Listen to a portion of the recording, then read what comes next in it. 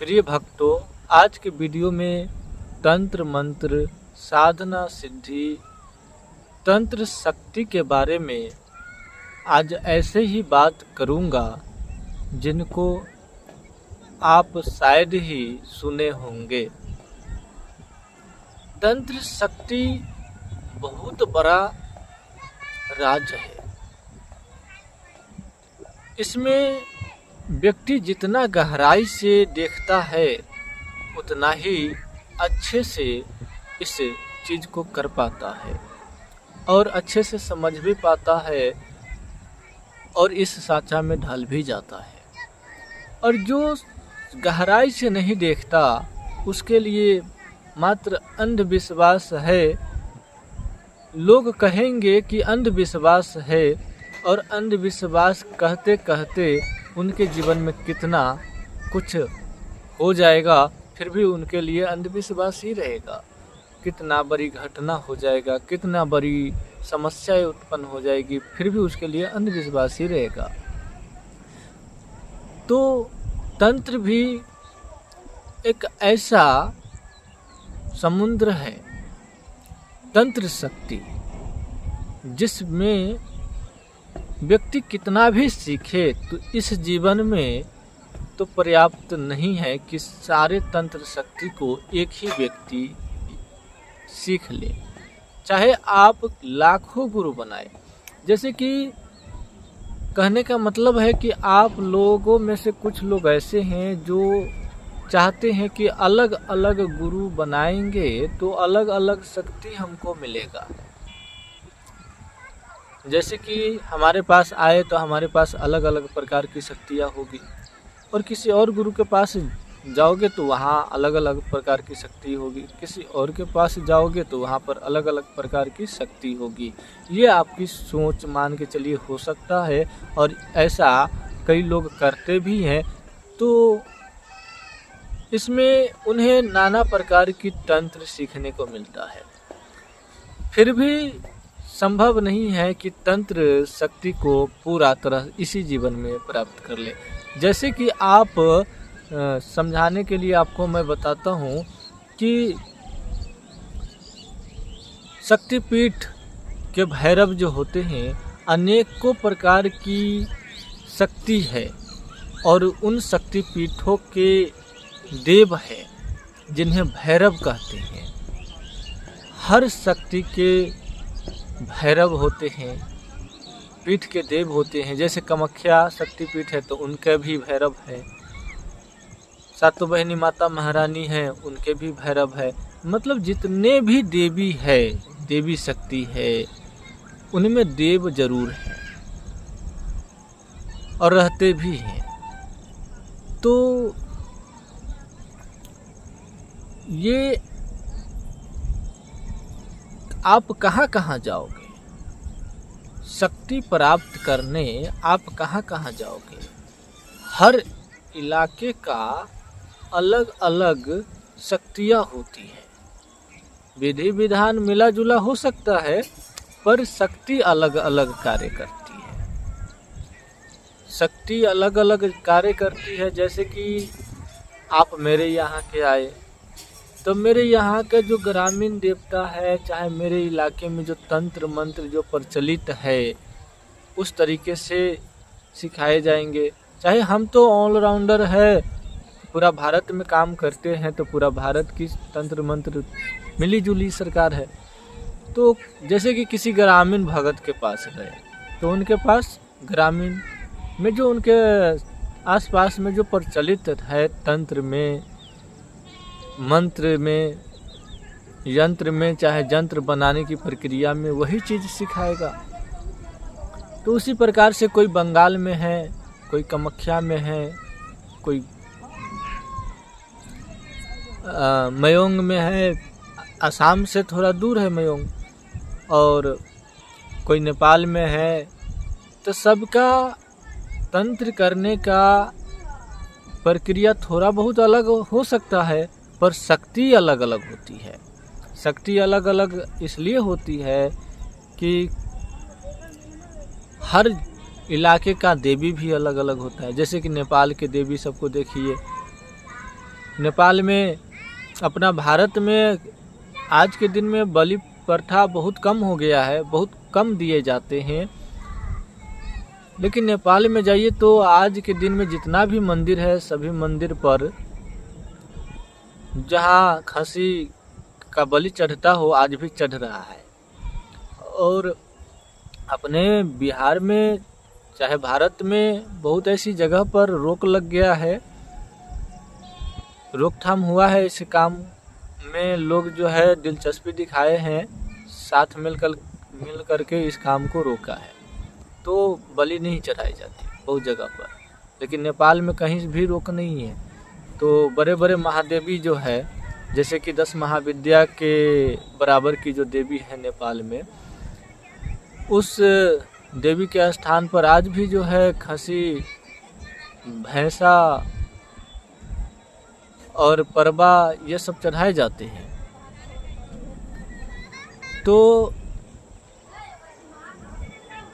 मयोंग में भी इसी तरह से पूजा पाठ होता था, आज जो है कम हो गया है। भारत में हर क्षेत्र में है जो है बहुत ये बलि प्रथा कम हुआ है। तो बलि प्रथा एक तंत्र का विषय है। बलि जो है तंत्र से जुड़ा हुआ है, और जो भी इस चीज को करवाता है वो अपने तंत्र सिद्धि को आगे बढ़ाने के लिए ही करवाता है, क्योंकि उसमें तंत्र में किसी को ऐसा करने से कार्य जल्दी होता है। जैसे कि किसी को घर में भलाई नहीं हो रहा है और वह कह देता है कि चलिए एगो खसी हम सकार देंगे, एगो खसी हम बलि के लिए लेके आवेंगे किसी देवी स्थान पर। तो वहाँ के लिए उस देवी स्थान पर खसी जब सगारे जाते हैं बलि के लिए, तो वो वहाँ के देवी जो है उस व्यक्ति को ठीक कर देता है, और तब जाकर के वो उसको खसी बलि मिलता है। ऐसे ही कोई भी व्यक्ति खसी लेकर के नहीं पहुंच जाता है। जब तक भलाई नहीं होता है तब तक कोई भी खसी लेकर नहीं पहुंचता, क्योंकि आज के दिन में कोई भी व्यक्ति बेवकूफ़ नहीं है, भलाई होने के बाद खसी लेके जाता है। तो जिसको जैसा श्रद्धा, जिसको मन है कि नहीं हम खसी चढ़ावेंगे तो खसी चढ़ाते हैं, जिसको मन है कि नहीं हम खसी नहीं देंगे, खसी के बदला में हम बतासा देंगे, मिठाई देंगे, लड्डू देंगे, नाना प्रकार की पकवानें हैं, मिष्ठान है, उसमें से चढ़ाएंगे, फल देंगे, 56 भोग चढ़ावेंगे। तो इस प्रकार के भी लोग सकारते हैं, उसमें भी भलाई होता है, और बलि प्रक्रिया में भी भलाई होता है। तो जिसमें जिसको सुविधा, जिसमें जिसको रुचि है वो अपना सकारते हैं और इस प्रकार से करते हैं।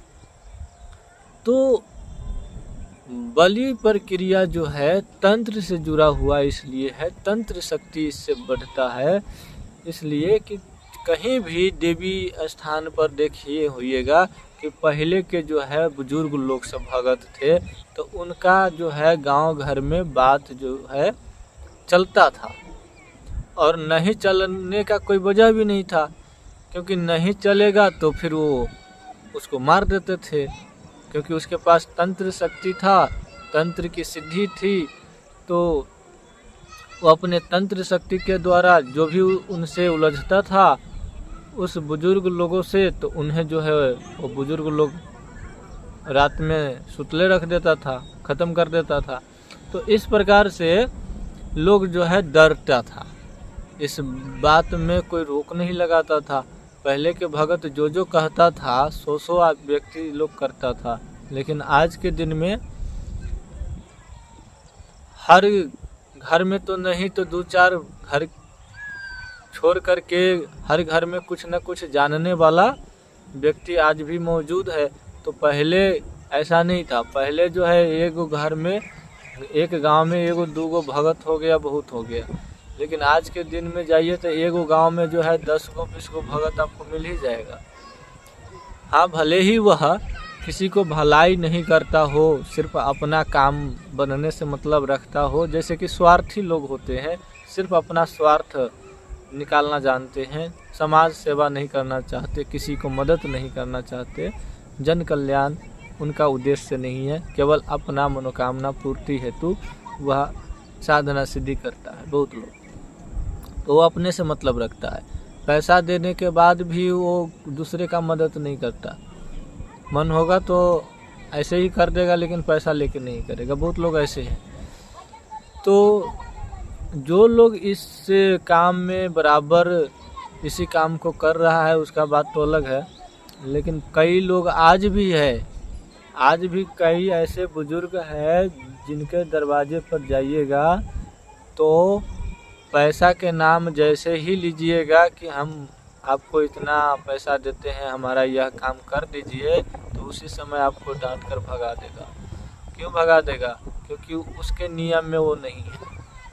उसने नियम ही नहीं बनाए कि पैसा लेकर के कोई काम करेगा आपका, और ख़ास करके कोई बड़ा काम आप दोगे तो।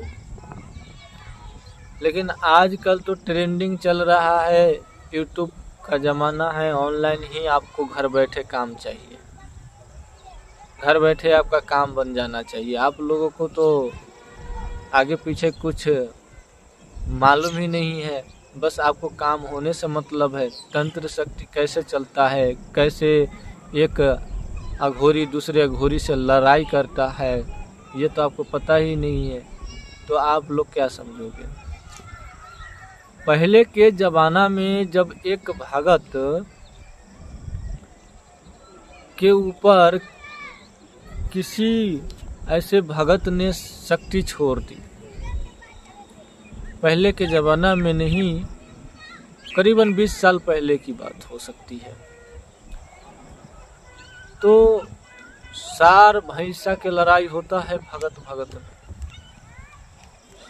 जैसे सार भैंसा को लड़ते देखा है, उसी प्रकार से भगत में लड़ाई होता है।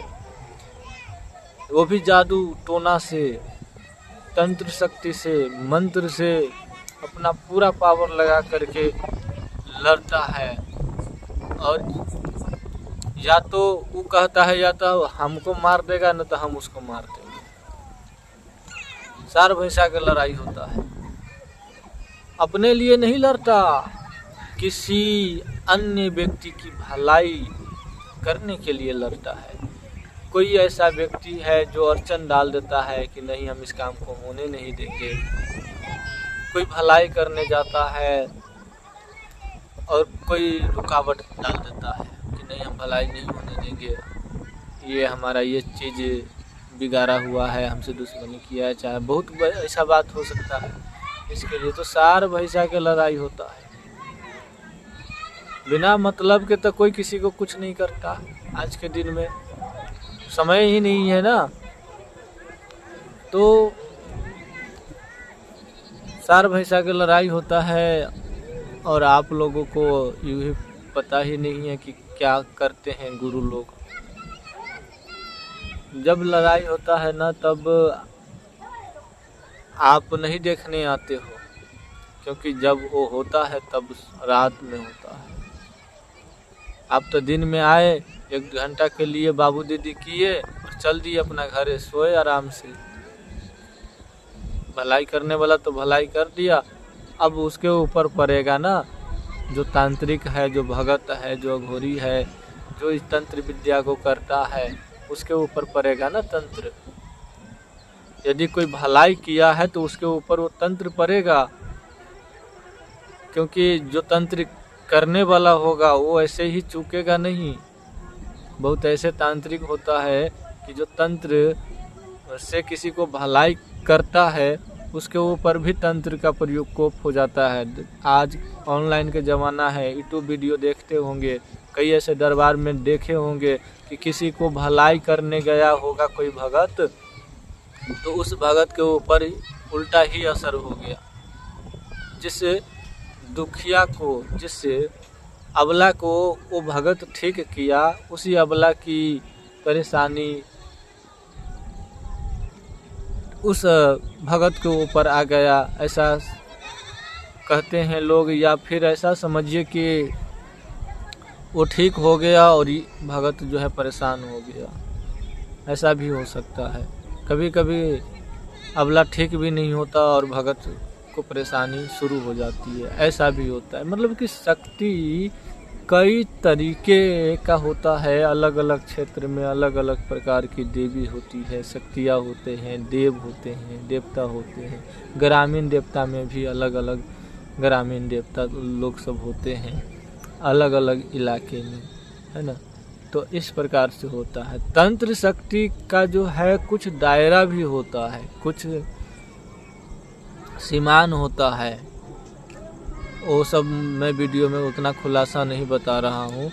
कुछ दायरा में शक्ति कार्य करता है, किसी किसी को कोई दायरा से मतलब नहीं है, यहाँ बैठे बैठे जहाँ कहेगा तहाँ का काम कर देगा, ठीक है।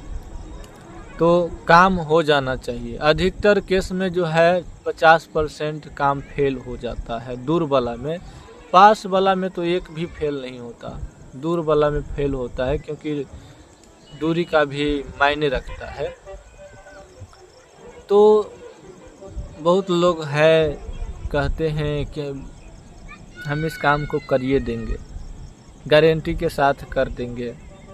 ये तंत्र जगत है भाई, ये किसी का नहीं है, ये हुनर है, ये सिद्धि है, ये शक्ति है, ये भक्ति की शक्ति है, सिद्धि की शक्ति है, देवी शक्ति है, कृपा की शक्ति है। ये आपके दम पर नहीं है, ये आपको मिला है तब है। तो आपको मिला है तो किसी और को भी तो मिला होगा। हो सकता है आपको 25% मिला है, किसी को 20% मिला होगा, किसी को 50% में मिला होगा। एक मतलब समझाते हैं तो कोई 5% में खुश है और कोई 12 आना में खुश नहीं है। तो कभी भी शक्ति पा करके घमंड नहीं करना चाहिए, नहीं तो यही शक्ति अहित करता है, हानि पहुंचाता है। तो ये सब बातें आपको ध्यान में रखना है, नहीं तो आप ही की शक्ति आप ही को परेशानी ऐसा करेगा कि आप जान भी नहीं पाओगे, और आपको लगेगा कि नहीं मैं ठीक हूँ ठीक हूँ ठीक हूँ ठीक हूँ, और घर में आपको उपद्रव परेशानी चल रहा है, कोई दिक्कत हो रहा है, कोई गिर जा रहा है, कोई किसी को हाथ पैर टूट जा रहा है, किसी को कुछ हो जा रहा है, कोई परेशानी में आ जा रहा है, कोई टेंशन में आ जा रहा है, कोई घर से भाग जा रहा है। तो आपको लगेगा कि नहीं ये ऐसे ही हो गया है, ऐसे ही अपना मन से कर रहा है। अपना मन से कोई नहीं करता बाबू, कुछ ना कुछ गड़बड़ होती है तभी ऐसा होता है। तो शक्ति हम तो कहते हैं कि आप किसी का भलाई करते हो तो उनको भलाई हो जाना चाहिए। ऐसा नहीं कि उसका भलाई भी ना हो और आप खुद परेशानी में आ जाओ, ऐसा काम नहीं करो। जानते हो उतना ही काम करो, जानते हो तो हाथ लगाओ, नहीं तो नहीं हाथ लगाओ। इसलिए कहता हूँ कि कई कई जगह पर ऐसे ऐसे शक्ति होता है कि यदि आप उस जगह पे जाओगे तो वहाँ की डायन जोगिन नहीं, वहाँ की उस दरवाजे की उस जगह की शक्ति जो होती है वह आपको आजमाने लगेगा। जैसे कि आजमाने में ज़्यादातर जो है डाकनी होती है, वही आपको आजमाने लगेगा। चुड़ैल होगा वह भी आजमाने लगेगा, आपको आजमाने लगेगा। आपको समझ में आएगा कि कोई आदमी ऐसा कर रहा है, कोई इस घर की कोई महिला ऐसा कर रहा है। वो भी होता है, किसी किसी घर में होता है, लेकिन सभी घर में तो नहीं हो सकता ना। तो किसी किसी घर जगह की शक्ति भी होती है जो आपको आजमाएगा और आपको उपद्रव हो सकता है, परेशानी हो सकता है। कुछ क्षण, कुछ घड़ी, कुछ पल, कुछ मिनट के लिए ऐसा आपको हो सकता है। तो उसको संभालो और ज़्यादा से ज़्यादा हो सके तो लड़ने का कोशिश ना करो, क्योंकि आदमी का मार सह लोगे, बदला भी ले लोगे, लेकिन देवी का मार सह भी नहीं पाओगे और नहीं बदला ले पाओगे। तो इसलिए दिमाग से कार्य करो और बड़ा बनने की कोशिश ना करो।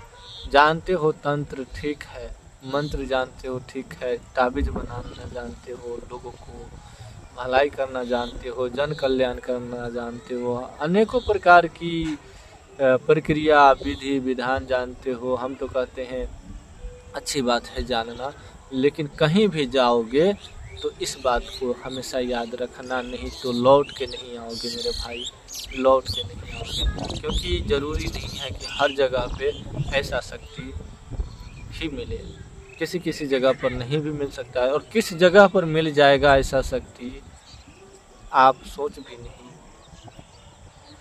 सकते हो कि ऐसा शक्ति मिल सकता है क्या।